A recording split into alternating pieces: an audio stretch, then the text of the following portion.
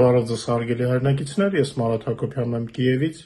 Այսօր Ուկրաինա-Ռուսաստանի լայնածավալ ներխուժման 1483-րդ օրն է։ Մոսկվան արդեն քանի օր է գտնվում է ուկրաինական դրոնների պաշարման մեջ, իսկ պուտինյան վարչակարգը երևի վախենալով նաև ներքին հարձակումներից Կրեմլը շրջափակել է զորքերով։ Սակայն Մոսկվան լարվածության մեջ պահելուց բացի ուկրաինական դրոններն ու հրթիռները պլանավորված կերպով խոցում են հակառակորդի հոբ միջոցները, պահեստները, շտաբները եւ կուտակման վայրերը։ Այսօր նույնպես նորություններ կան հաջող խոցումների մասին, որոնց աշխարհագրությունը սկսվում է ռազմաճակատից եւ ավարտվում է Նովգորոդի մարզում, որտեղ հարձակման է ենթարկվել ավիացիոն վերանորոգման գործարանը։ Մինչ Իրանում գործընթացը շարունակվում է, Թրամփը երևի ձանձրացել է եւ անցել է արդեն Կուբային, բազմաչարչար կղզին կրկին դժվար ժամանակներ է ապրում, հուսանք, որ այնտեղ Թրամփն իրեն ճիշտ կպահի, թե չէ անկեղծ ասած նրա դատարկ պարծենկոտությունը սկսում է արդեն հոգնեցնել։ Այդ ընթացքում Պենտագոնը հայտարարել է իրանական նավատորմի լիակատար ոչնչացման մասին, իսկ իրանական վարչակարգի մնացորդները հնչեցնում են ահարկ ու հայտարարություններ, բայց կուլիսներում բանակցություններ են խնդրում, թեև հրապարակավ հերքում են դա։ Տիպիկ արևելյան վարքագիծ է, վարչակարգի մնացորդները ցանկանում են իրենց համար ապագա սակարկել սրընթաց վատ թարացող իրավիճակում։ Այսօր մի փոքր ավել կպատմեմ Իրանի մասին։ Հուսահատությունից եւ շանտաժի նպատակով Իրանի իսլամական ծայրահեղական վարչակարգի անդամները շարունակում են նոր հանցագործություններ կատարել, հարվածելով հարևան երկրներին։ Նախորդին նրանք հարձակվել են Իրաքում Եվրոմիության առաքելության վրա նաեւ։ Այս ամենի ֆոնին Թրամփը հրամայել է դադարեցնել ցանկացած բանակցություններ Իրանի հետ։ Տեսնենք քանի օր կտևի նրա այս տրամադրությունը։ Հնդկաստանը չի վախենում Իրանի ռադիկալների սպառնալիքներից, նրա ռազմական նավերը մոտեցել են Իրանին եւ սկսել են ուղեկցել իրենց տանկերներին, որոնք անցնում են Հորմուզի նեղուցով, մերձավոր արևելքում լարվածության ֆոնին։ Հնդկական ռազմական նավերը պաշտպանության տակ են վերցնում հեղուկացված բնական գազով տանկերները նեղուցից դուրս գալիս եւ ուղեկցում են դրանք Օմանի ծոցով։ Միևնույն ժամանակ Հնդկաստանի ռազմածովային ուժերի մի քանի այլ նավեր մնում են Պարսից ծոցում բարձր պատրաստվածության վիճակում։ Հնդկաստանի տնտեսությունը կրիտիկական կախվածություն ունի Հորմուզի նեղուցում կայուն նավագնացությունից եւ տեղեկություններ կան, որ նավերի պահպանությանն անցել են Իրանի նախագահ Մասուդ Փեզեշքյանի հետ շփումներից հետո։ Մնում է հուսալ, որ Իսլամական հեղափոխության պահապանների կորպուսը սա առանց հետևանքների կթողնի Փեզեշքյանի համար։ Մեր լսարանը գիտի Իրանի իշխանական կառույցներում արկա պառակտման մասին։ Արմատական թևը պահապանների կորպուսն է, որը Իրանում իսլամական վարչակարգի հիմնական շահառուներից է։ Այս թեմային երկու եթեր ենք նվիրել, ինչ թվում է արդեն բոլորը տեղյակ են։ Միևնույն ժամանակ եվրոպական երկրները մերժել են Հորմուզի նեղուցի անվտանգության ապահովմանը մասնակցելու Ամերիկայի առաջարկը, ընդգծելով Իրանի հետ հակամարտության մեջ չներքաշվելու ցանկությունը։ Եվրոմիության երկրների արտաքին գործերի նախարարները Բրյուսելում բազմաժամյա բանակցություններից հետո հրաժարվել են Հորմուզի նեղուցում բարեկություն իրականացնելու նպատակով ռազմածովային առաքելության մանդատը ընդլայնելու Ամերիկայի առաջարկից։ Եվրոմիության դիվանագիտության ղեկավար Կայա Կալասը նշել է, որ Եվրոպան շահագրգռված չէ ձգձգվող պատերազմով, իսկ առաքելության մանդատի փոփոխությունը չի սատարվում մասնակից երկրների կողմից։ Տեղեկությունը հայտնում է Պոլիտիկոն։ Դոնալդ Թրամփը ավելի վաղ հայտարարել էր, որ Եվրոպայի հրաժարվելը մասնակցությունից շատ վատ կլինի ՆԱՏՕ-ի ապագայի համար եւ վստահություն էր հայտնել, որ Ֆրանսիան կաջակցի Ամերիկային, սակայն քննադատել էր Մեծ Բրիտանիային օգնելուց հրաժարվելու համար։ Մեջբերեմ, մենք ոչ մեկի օգնության կարիքը չունենք, մենք հզորագույն ազգ ենք, մեծամտորեն հայտարարել է Թրամփը, միաժամանակ նշելով, որ իր խնդրանքը համերաշխության թեստ է նավթի գների աճով պայմանավորված ճգնաժամի պայմաններում։ Դա երեկվա եթերում ասացի, որ նավթի բարձր գներից Ամերիկան միայն շահում է։ Պարզապես այստեղ մի նյուանս կա, որովհետև ներքին բենզինի գնի աճը խանգարում է ընտրություններից առաջ Թրամփին։ Մի կողմից նա ցանկանում է գումար աշխատել, մյուս կողմից փորձում է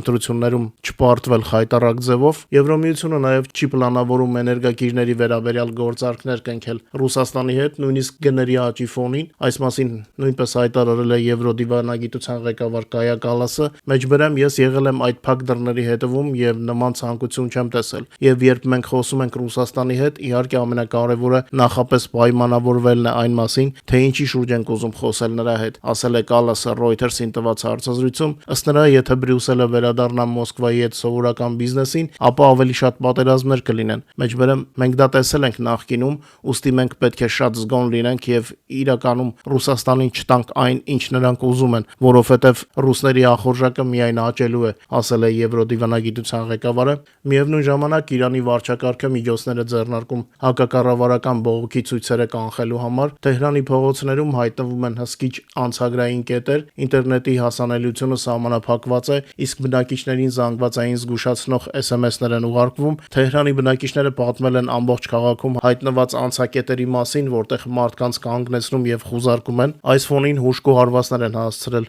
Իսրայելն ու Ամերիկան Իրանին եւ մասնավորապես Թեհրանին։ Վարչակարգը հատկապես սկսել է դողալ Իրանի թագաժառանգ Ռեզա Փահլևիի կոչի ֆոնին Չահար Շամբես Սուրի տոնի նախաշեմին, հին իրանական կրակի տոն է սա Նովրուզի նախօրեին, որը խորհրդանշում է գարնան գալուստը եւ բնության զարթոնքը, շատ սիմվոլիկ կլինի, եթե տոնի նշումը վերածվի հեղափոխության։ Թեհրանի վարչակարգը խիստ լարվել է այս առումով եւ հանդես եկել մահացու ուժ կիրառելու սպառնալիքներով, ճնշելու այդ խաղաղ տոնակատարությունները եւ խանգարելու իրանցի ժողովրդին հարգել իր ժառանգությունը։ Իրադարձությունները տեղի են ունենում Իրանում բարոյահոգեբանական վիճակի անկման եւ զինվորականների ու անվտանգության ուժերի շրջանում դասալքության դեպքերի աճի ֆոնին Iran International-ի տվյալներով ոստիկանության ստորաբաժանումներից մեկում ծառայությունը լքել է մոտ 350 մարդ, իսկ որոշ ստորաբաժանումներում անձնակազմի բացակայության մակարդակը հասնում է մինչև 90%-ի։ Հաղորդվում է, որ Իսլամական հեղափոխության պահապանների կորպուսը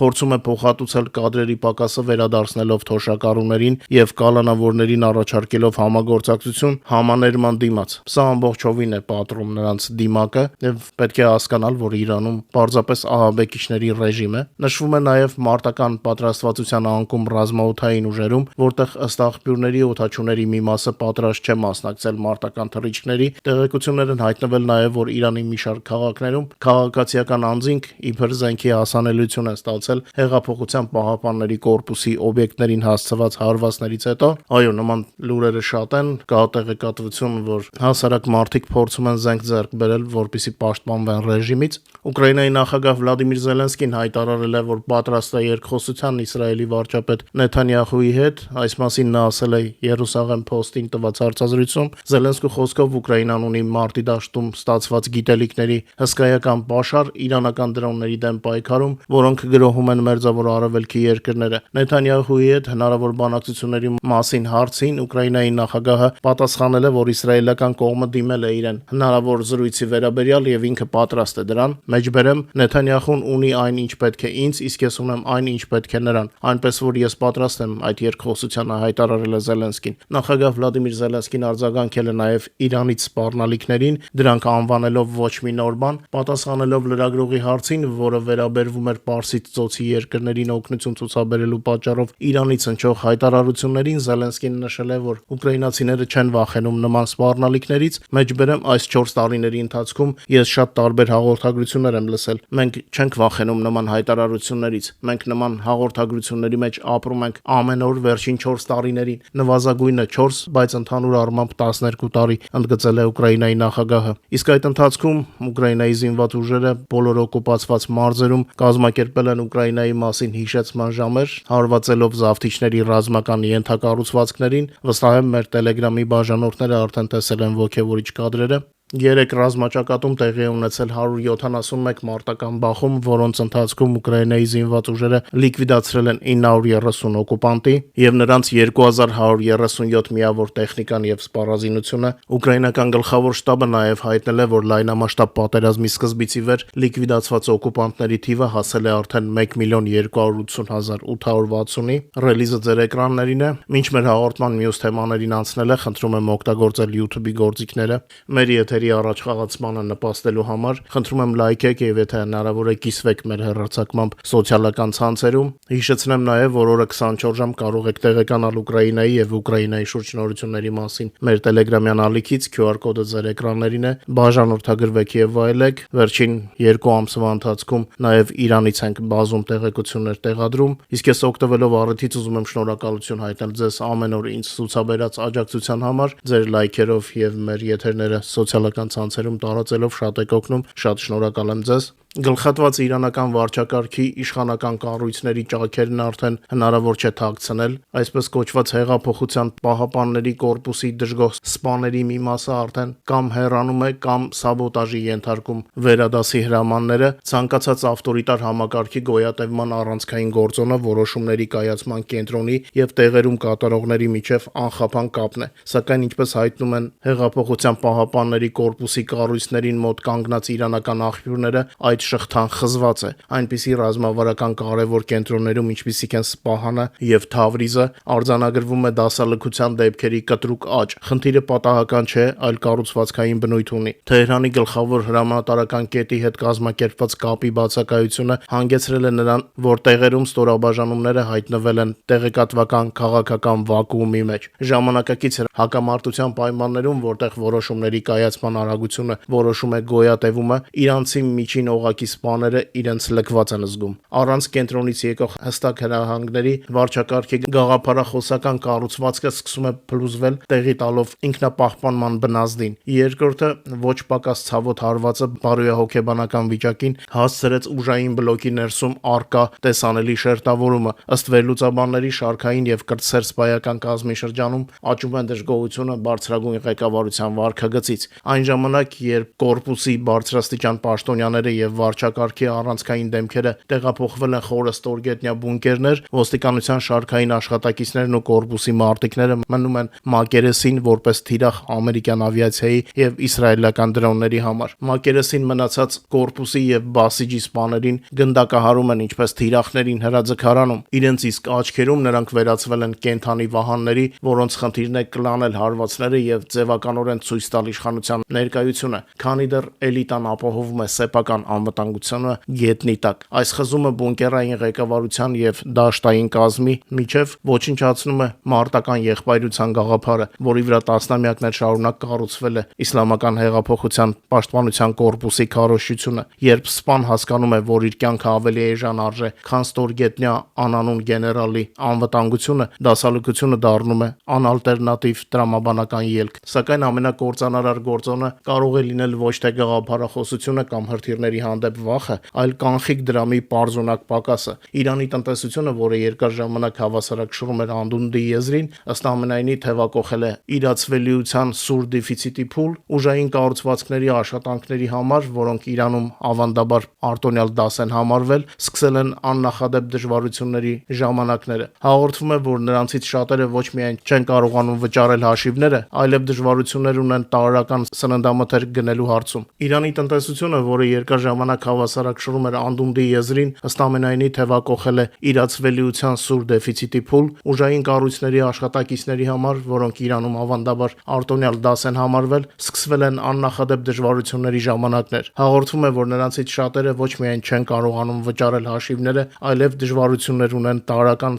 սննդամթերք գնելու հարցում։ Երկրում զգացվում է քրոնիկական արժութային քաղց, կանխիկ դրամի սուր պակասը անհնար է դարձնում ուժայինների արչև պարտավորությունների ժամանակին կատարումը եւ որպես արդյունք լոյալության, հավատարմության փլուզում։ Իրացվելիություն լոյալության դիմաց, իսկ լոյալություն կայունության դիմաց, սա ցանկացած բռնապետական ապարատի հասարակական պայմանագրի անխոս հիմնասյունն է։ Երբ պետությունը դադարում է վճարել, այն սվինները, որոնց վրա հենվում է, սկսում են ժանգոտել։ Սպահանի եւ Թավրիզի իրավիճակը ցույց է տալիս, որ դասալքությունը այլևս միայն նորակոչիկների խնդիր չէ։ Շարքերը լքում են կադրային աշխատակիցներն ու բարձրաստիճան անձինք, ովքեր անմիջական հասանելիություն ունեն տեղեկատվությանը եւ հասկանում են գործերի իրական վիճակը։ Եթե այս միտումները շարունակվեն, մենք ականատես կլինենք եզակի ֆենոմենի, ռազմական մեքենան, որն ունի հրթիռների եւ դրոնների տպավորիչ զինանոց, կարող է անկարող լինել օգտագործել դրանք օպերատորների բացակայության պատճառով։ Արևմտյան վերլուծաբանները ընդգծում են, որ զինվորները դասալքության են դիմում ոչ թե վախկոտության, այլ սովի եւ հրամանատարության կողմից դավաճանված լինելու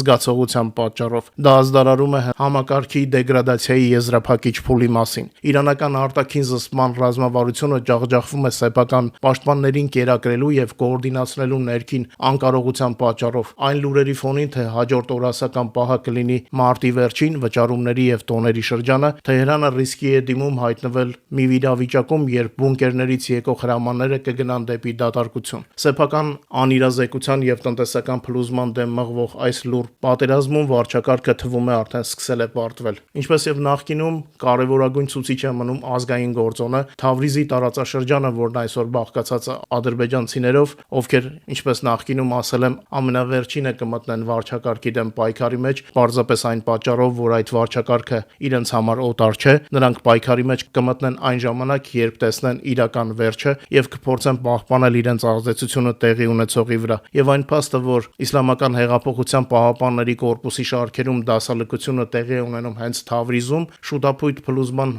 հստակ ազդանշան է։ Արդյոք դա իրականում այդպես է, թե տեղի ունեցողը պարզապես խուճապի եւ անորոշության արդյունք է, մենք կտեսնենք շատ շուտով։ Իդեպ Իրանի մասին ասված գրեթե ամեն ինչ կիրառելի է նաեւ Ռուսաստանի դեպքում, հենց այդ պատճառով Պուտինը տագնապահար խաղաղություն է աղերսում Թրամփից եւ պատրաստ է տալ Ռուսաստանի արկա եւ նույնիսկ հորինված հարստությունները, միայն թե պատերազմը դադարի, որովհետեւ Ռուսաստանի տնտեսությունը չի դիմանում։ Այդ իսկ պատճառով Պուտինի նոր դեսպանացու Դմիտրիևը առիթը չի կորցնում Ամերիկա գնալ եւ նոր առաջարկություններ անել Ամերիկային, ավելի ճիշտ Թրամփին։ Ռուսաստանի պարագայում իրավիճակը բարդանում է նաեւ նրանով, որ հասարակության որոշ շերտեր հասցրել են սովորել լավ կյանքին եւ պատրաստ չեն այն փոխարինել Դոնբասի ավերակների հետ։ Եվ հենց հիմա մեր եթերի պատրաստման պահին ստացանք տեղեկություն այն մասին, որ Իսրայելը լիկվիդացրել է Իրանի փաստացի առաջնորդ Իրանի անվտանգության խորհրդի քարտուղար Ալի Լարիջանիին։ Տեղեկությունը առայժմ միայն իսրայելական կողմից է, բայց ես հակված եմ վստահել իսրայելական աղբյուրներին, դե եթե սպանված չլինի, ապա խոցված հաստատ կլինի։ Համենայն դեպս սա եւս մեկ ցուցիչ է, որ հատ-հատ տերորիստները ստանալու են այն, ինչի արժանի են։ Մեր հարվածների մասին տեղեկացնեմ ձեզ, Ուկրաինայի զինված ուժերը հարվածել են Ստարայա Ռուսա քաղաքի 123-րդ ավիացիոն վերանորոգման գործարանին, որը վերանորոգում եւ արդիականացնում է ռուսական ռազմատրանսպորտային ավիացիան։ Մարտի 17-ի գիշերը ուկրաինական դրոնները գրոհել են Ռուսաստանի Նովգորոդի մարզի ռազմավարական եւ ռազմական թիրախները։ Ըստ նախնական տեղեկությունների հարվածի տակ հայտնվեց հենց ռազմական ավիավերանորոգման գործարանը։ Նովգորոդի նահանգապետ Ալեքսանդր Դրոնովը հաստատել է, որ մարտի 17-ի գիշերը եւ առավոտյան տարածաշրջանում օդային տագնապ է եղել։ Նա նշել է, որ մարզում աշխատում էր ՀՕՊ համակարգը, սակայն որևէ կոնկրետ բան չի ասել։ Սա ռուսական իշխանությունների սովորական մարտավարությունն է թաքցնել պարտությունները։ Նովգորոդի մարզի բնակիչները սոցիալական ցանցերում հայտնում են, որ Ստարայա Ռուսա քաղաքում մի քանի պայթյուն է որոտացել, պնդում են, որ հարվածի տակ է հայտնվել տեղի 123-րդ ավիացիոն վերանորոգման գործարանը,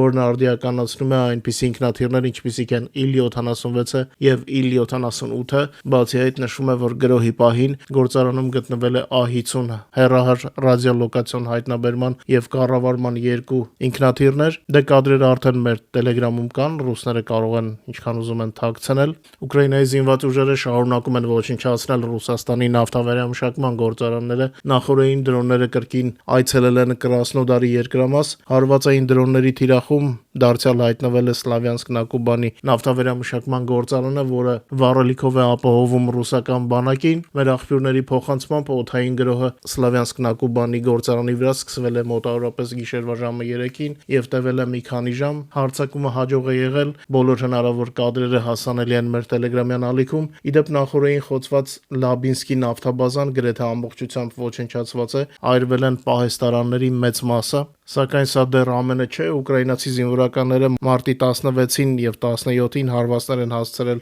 ռուսական ագրեսորների կարևոր ռազմական օբյեկտներին Բրյանսկի մարզում, ինչպես նաեւ Ղրիմի, Դոնեցկի եւ Զապորոժիեի մարզերի ժամանակավորապես օկուպացված տարածքներում, տեղեկատվությունը հայտնում է Ուկրաինայի զինուժի գլխավոր շտաբը։ Արձանագրվել է Տոր M2 զենիթ-հրթիռային համալիրի խոցումը Կլինցիի շրջանում Բրյանսկի մարզի, ինչպես նաեւ Ռուսաստանի Սևծովյան նավատորմի 15-րդ առանձին առափնյա հրթիռային բրիգադի հրթիռային դիվիզիոնի կենտրոնացման վայրի խոցումը Ղրիմում Վերխնե Կուրգանսկայեի մոտ։ Այս բրիգադը զինված է Բաստիոն առափնյա հրթիռային համակարգերով։ Իդեպ 3 եւս 2 Տոր M2-ի խոցման մասին Մադիարը հայտնեց, ինչպես արդեն առիթ ունեցել եմ ասելու, խոցումները շատ են։ Բացի այդ, խոցվել է զավթիչների կապի հանգույցը Մանգուշի շրջանում, սա Դոնեցկի մարզի օկուպացված տարածքում է։ Ինչ վերաբերում է ռազմական լոգիստիկայի օբյեկտներին, ապա խոցվել է վառելիքաքսուքային նյութերի պահեստը Մելիտոպոլում, ինչպես նաև զինամթերքի պահեստները Ստեպնոյեի եւ Ծերպենիեի շրջաններում,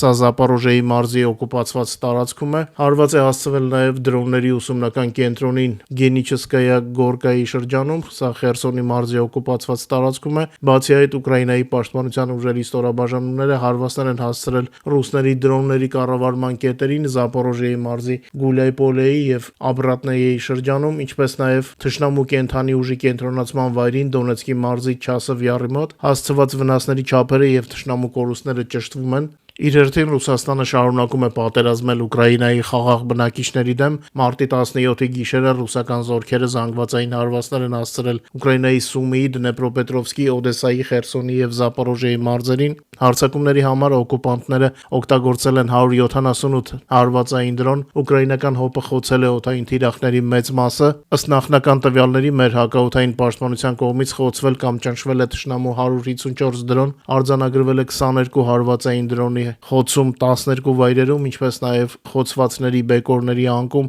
եւս 2 վայրում։ Կադրերից տեսնում եք, որ թիրախները բացարձակապես քաղաքացիական են։ Հարվածների համար օկուպանտ կիրառել է նաև հրետանի եւ ավիառումբեր, որոնց հետևանքով զոհվել են խաղաղ բնակիչներ, շատերը ստացել են վնասվածքներ, ավերվել են ենթակառուցվածքներ։ Իդեպ շաբաթվա ընթացքում ներքին գործերի սակրավորները վնասազերծել են տարբեր տեսակի ռուսական հրթիռների 39 չպայթած մարտական գլխիկներ։ Մինչ Իսրայելը ծաղրում է Իրանին, ասելով, թե սպասում է, որ ցույց տան իրենց Մոջտաբա Խամենեին, իսկ Իրանի դեռ ողջ մնացած կրճորները հրետակոծում են Արաբական Միացյալ Էմիրությունները եւ Իսրայելը, Օրմուզի նեղուցով նավթատանկերները սկսել են կամաց-կամաց շարժվել, այս մասին ամերիկյան չինովնիկներն են հավաստիացնում, իսկ Նեթանյահուն անակնկալներ է խոստանում։ Մենք հետևում ենք այս ամենին եւ տեղեկացնում ենք ձեզ մեր Telegram-յան ալիքում եւ YouTube-յան եթերների ընթացքում։ Տեսնենք միգուցե իրոք այսօրվա երեկոն եւ վաղվա օրը դառնա ճակատագրական